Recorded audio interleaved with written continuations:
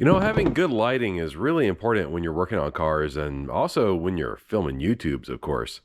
And you know, the cheaper LED lighting like this works pretty good. But the problem the more inexpensive ones have is that it usually causes some sort of flicker like on the camera, so I can't really use them when filming. But while I was working on a friend's car, he actually brought one of these guys out and let me try it out. And I was super impressed with it. I'm glad he turned me on to these guys. Now, these guys being Fenix. Which I had heard of Fenix before, but I, hadn't really given them that close of a look. They're not exactly inexpensive, but they're also not the most expensive lighting experts out there. And this one here was originally designed for camping, but I think it would make a really fantastic work light. But that's not really what I want to look at first. I want to look at this little one here. Something about the design on this one makes me think it'll be really useful for working on cars and filming. It's the WT25R rechargeable pivoting work light. Puts out 1,000 lumens, a 29-hour maximum runtime, that's probably like on low or something. 105-degree adjustable beam angle, that's a little head that swivels like that. Magnetic base, that's going to be handy. Magnetic charging, I kind of wish it just had a charge port instead of the magnetic charger, because that means if I ever lose this cable, it's, but I don't know, we're gonna investigate that. And 5 years of free repair, that's pretty awesome. And apparently it uses an 18650 cell, which those are nice and easy to get. That's pretty awesome. So here it's kind of saying in standard mode, you get the 1,000 lumens. And at standard mode, these are all in standard mode, by the way. It's supposed to shine up to 220 meters. Probably a bit of an exaggeration. 11,905 CD, is that candles? I'm not really sure. 29-hour runtime. Guess it's rain resistant. And, 1 meter impact. We might have to test that out, huh? We know all about that flashlight gravity, right? The Fenix WT25R rechargeable pivoting flashlight is the specifically designed multifunctional workhorse for industrial maintenance and operations. What makes the WT25R special is the ability to angle the head of the flashlight up to 105 degrees, allowing for multiple lighting directions. The pivoting head is perfect for the hands-free use. You can enter a tail stand, the light, or use for the heavy-duty body clip to hold the flashlight to your pocket. A third option is to attach the flashlight to a nearby metal surface with the magnetic tail. The WR25 features magnetic charging with an included 3,400 milliamp hour rechargeable lithium-ion battery. The Fenix W25R LED work light will become your favorite tool for use around the house and out in the field, especially for kinds of industrial workplace. The bold claims, eh? Here it gives you little examples of the modes. You have like turbo, high, medium, low, and then you also have a strobe and an SOS. But the output on turbo is 1,000 lumens, on high it's 400, medium 150, low 50. And supposedly even on turbo it's supposed to run for 3 hours and 40 minutes. That's pretty dang good. The size is 5 1/3 inches by 1.16 inch by 0.95 inch, 4.83 ounces. So let's get this thing open.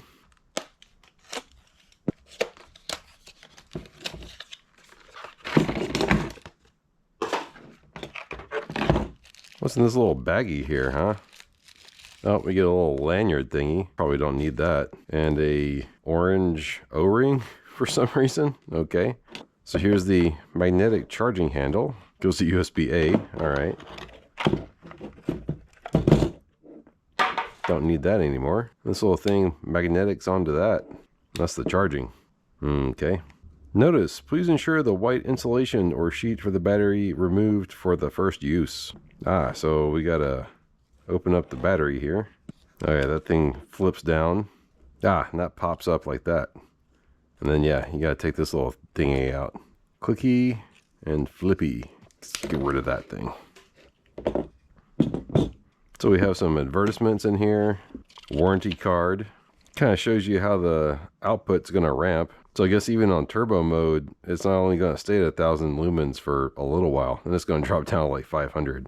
They probably do that because it really can't output 1,000 lumens for a very long without overheating that battery, But that's probably still good. You can probably just still use it on turbo all the dang time and, at least get 500 lumens out of it.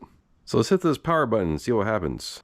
Well, we got one LED. I don't know what that means. Do we press and hold? Okay, press and hold, it comes on. There we go. So that's going to be low. That's very dim. And medium, high, and turbo. Not too bad. And you can see how the head rotates. That's pretty nice. You can set it up on something like that and still shine down towards like whatever you're working on. You know, the body is plastic. I was kind of thinking it was going to be aluminum because of how it has these molded in like fins. Thought that was for heat dissipation. The head of it is aluminum, but the body is plastic. Okay. I'm kind of seeing what they did, and they just kind of carried over this design from the aluminum head onto the plastic. Looks really nice. Nice sturdy looking clip. You know, the head has these little clicky detents in it, but you can still kind of flick the head around. Be better if it was a little bit stiffer. I'm guessing you hold it down and, whoa, no, that's a strobe. That's the SOS. You have to hold it down for precisely 2 seconds to get it to turn off. If you hold it down longer, it switches into the strobe and SOS mode. Oh, okay, so when the light is switched off, the single press indicates how much battery is left. So with only one light lighting up, that means it's only charged up to about 40 to 20% right now. So we should really charge this thing before we mess with it anymore. So it says this is a spare O-ring. I'm not sure, does the O-ring go in the battery compartment? Oh yeah, it looks like it does. Okay, the O-ring is stretched around this little battery door and keeps the water out, obviously. Nice looking 18650 cell. It's got their own brand on it. Wonder who actually makes it for them though, you know? Kind of rattles in there a little bit, but whenever you close up the door, it doesn't rattle at all. It seems nice and solid. So I have to figure out someplace safe to keep this thing for when I need to replace the O-ring. Of course, it's probably just a standard O-ring, no big deal. Gotta have that Fenix orange though, I guess. Let's get this thing hooked up to its charger. Oh, as soon as it clamped on, a little red light came on. It's kind of cool. So I'm guessing that little red light goes green whenever it's done. And the instructions were saying that it could take up to 4 hours to fully charge this thing, so it's gonna be a while before I can test this thing out all the way. But that gives us a chance to take a look at this thing too. Ooh, before we get into that though, let's see how strong the magnet is. It can't really hold this 2.5 pound weight, so it's not super strong. You know, my Harbor Freight work light will actually hold this thing just fine, so yeah, I guess that's a little bit of a downside. But it's not like it actually needs to hold anything more than just its own weight. Or does it? Yeah, we're gonna find out. And of course that seems pretty solid. But yeah, while this thing's charging, let's take a look at the big boy here. It's the CL27R spot and floodlight multifunction outdoor lantern. Stepless brightness regulation. Type-C charging, that's always welcome. Limited lifetime warranty, 5-year free repair. Wonder what that really means, what the difference is. Hope I don't have to find out. It does a spotlight, a floodlight, and a red light. 1600 maximum lumens and 285 maximum runtime. 5000 milliampere hour battery. Shows all the fun activities you can do with the light. The Fenix CL27R is a versatile and reliable outdoor lantern that can be used for various applications, from camping to industrial operations. It boasts a combined maximum brightness of 1600 lumens and is powered by a rechargeable 5000 milliampere battery that ensures an amazing runtime. This lantern features 2 rotary switches that enable stepless adjustment of brightness and color temperature. Featuring a combination of floodlight, spotlight, spot and floodlight, and red light, users can use this versatile lantern for large area lighting, long-range illumination, and alerting. With a 360-degree rotating magnetic handle, the lantern offers all-around lighting for satisfied diverse lighting needs. Additional advantages include USB Type-C charging, IP66 rated protection, and the threaded tripod socket. Without a doubt, the CL27R will be your most trustworthy companion during various outdoor activities. So you see it has different modes. You have a floodlight mode, spotlight mode, spot and floodlight mode, and then red light mode. The floodlight by itself does 1200 lumens, 600 lumens, and 10 lumens. And then the spotlight is 800, 400, and 5. So that's like really super low power consumption. That's where they get the 285 hours. And then when you use them both together, that's how you get the actual 1600 lumens. And in low mode, 15 lumens. And using it how you're probably going to use it, it's got like a 3-hour, 50-minute runtime, which, yeah, that's pretty good. It's 4.3 inches by 1.56 by 3.6, and it weighs 10.58 ounces. Let's get this bad boy open.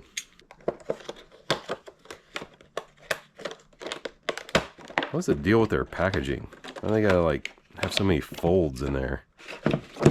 No, totally flipped it out the wrong way. That's okay.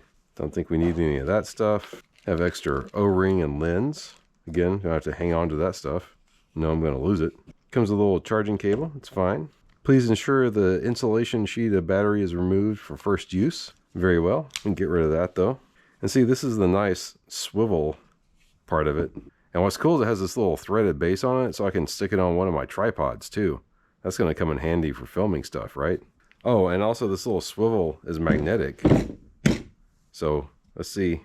Ah, that picks up the 2.5 pounder, no problem. Let's see if she'll do 5 pounds. Oh, just barely does the 5 pounds. That's pretty good. But yeah, you can have this thing stuck somewhere and rotate it around, and it goes all the way 360. That's pretty awesome. And one of the things I thought was really interesting about this light is that not only does it have like a brightness adjustment, but it also has a color temperature adjustment. And it looks like the battery is down here. Need a coin or something to open that guy up. Let's pop this bad belly open. Oh, it's got several turns to it. I can feel an O-ring in there too. Remove this little doohickey.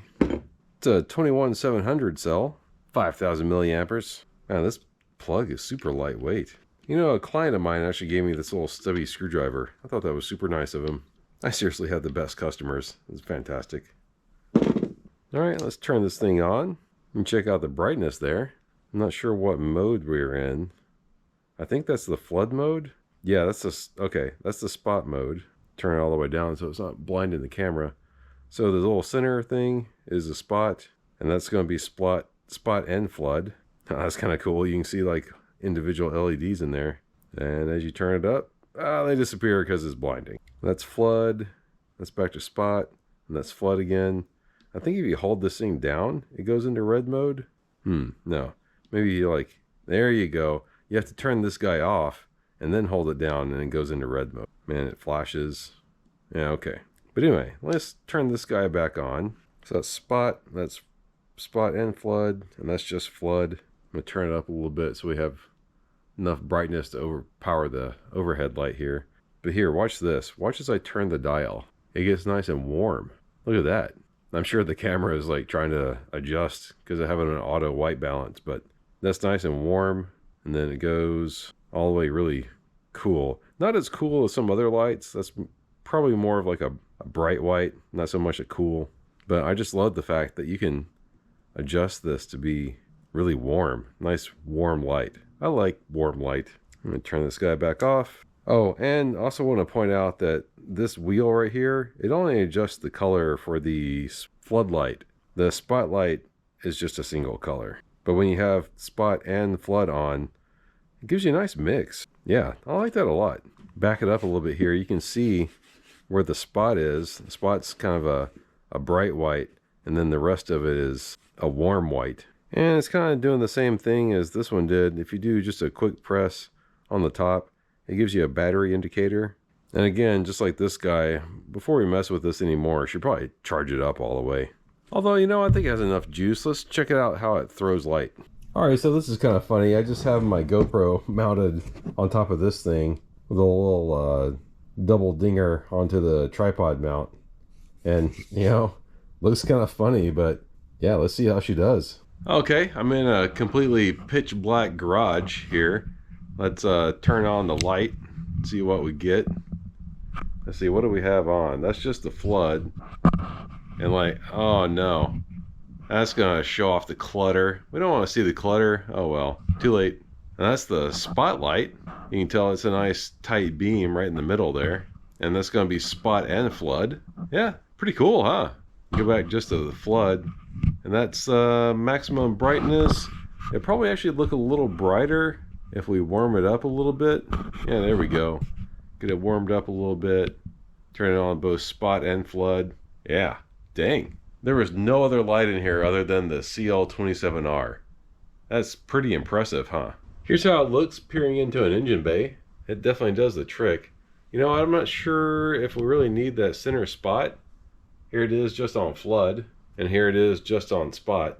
When you're kind of close to things, that spotlight kind of makes a harsh point, as a spot. So I'm thinking, whenever I'm just kind of working on stuff with this thing, probably just use just the flood. All right, outdoors, man, this thing works pretty dang good.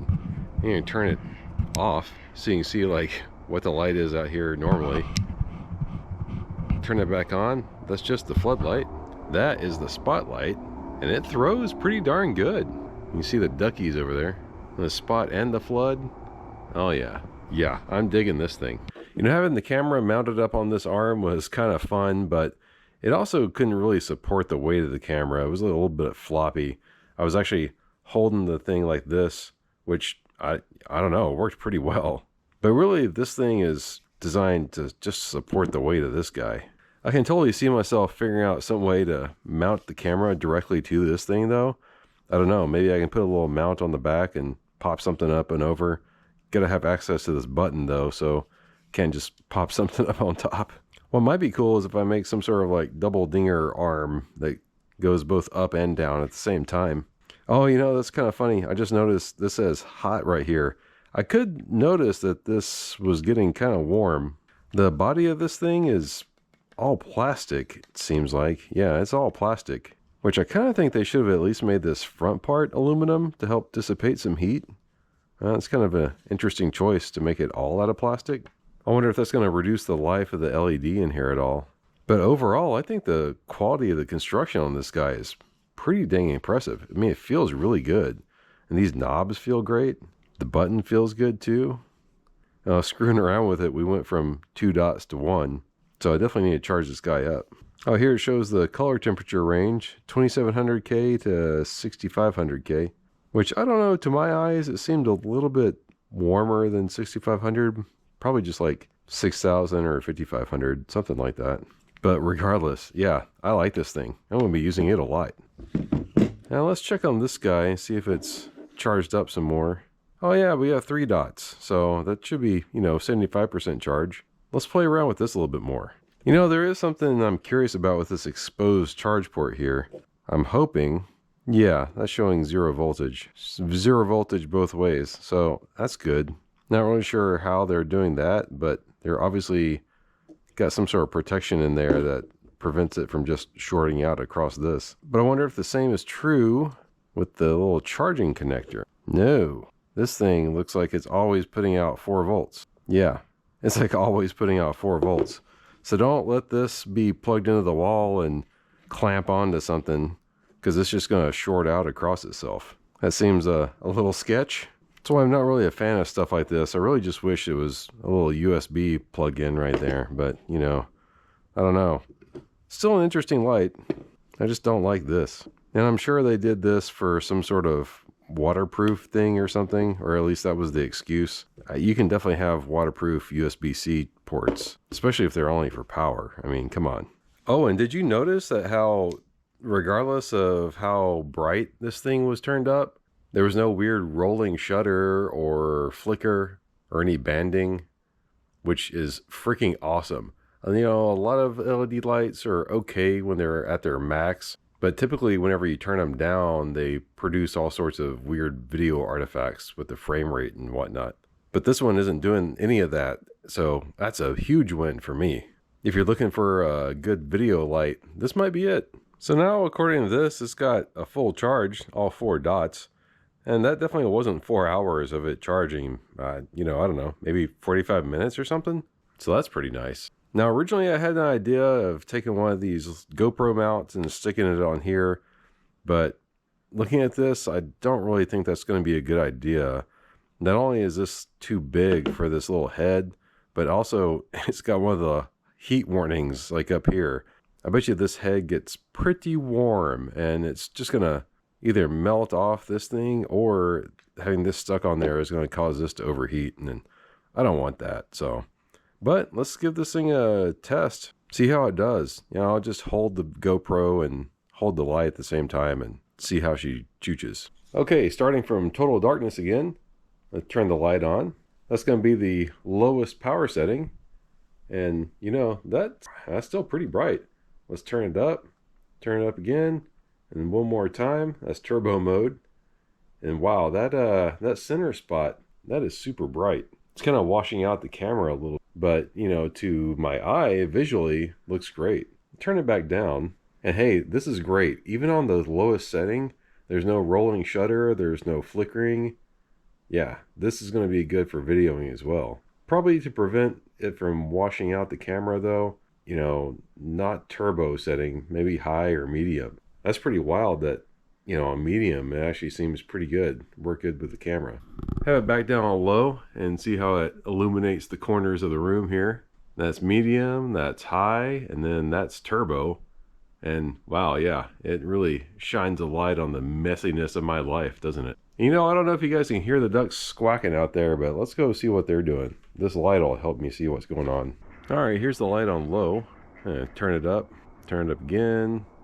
Now that's pretty bright. That's just on high.